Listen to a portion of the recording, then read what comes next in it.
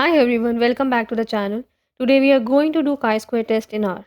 Chi-square test is used when a data is represented by number of observations in a category. For more information on this, I have provided the link of the video in the description below. First, we are going to do goodness of fit test, which is performed when we already have the expected number of observations.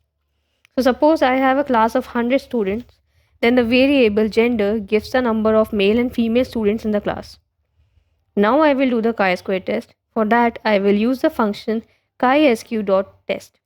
In the first argument, I will mention gender variable, and the second argument will be p, which will be the expected frequency, which is 0.5. 0.5. That is, I expect 50% of both genders to be present in class. Running it will give the results that have chi-square value, which is a statistic measured for chi-square test, df, degrees of freedom, and p-value. Since p-value is too small, so we can easily reject the null hypothesis, where null hypothesis is that there is no significant difference between the observed and the expected frequency. In the next example, I will consider three values that gives me number of students that scored marks lower than 40, between 40 and 70, and above 70. Now the argument P will have three expected frequencies, and remember, all the expected frequencies should add up to 1. When we will run this, we will get the results for chi-square test.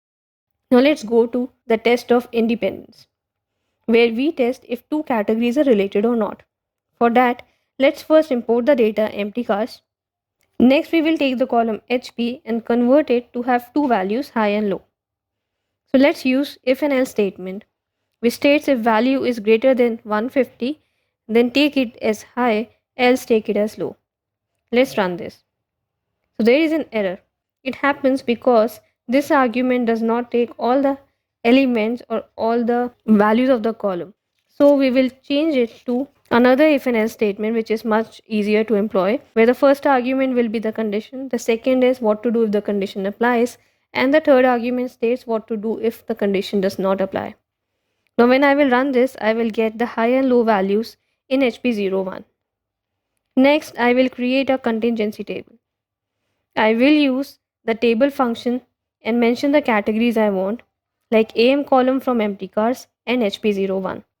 But as you can see, although the contingency table is created, we can't see the name of the columns and rows.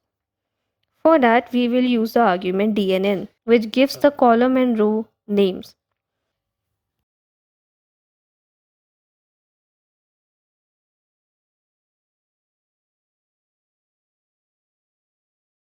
So now when we will run this, we can see that row has AM data and column has HP01 data.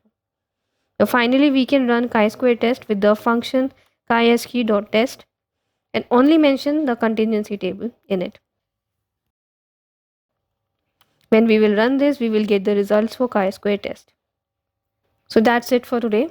If you learned something from the video, please like, share and subscribe the channel.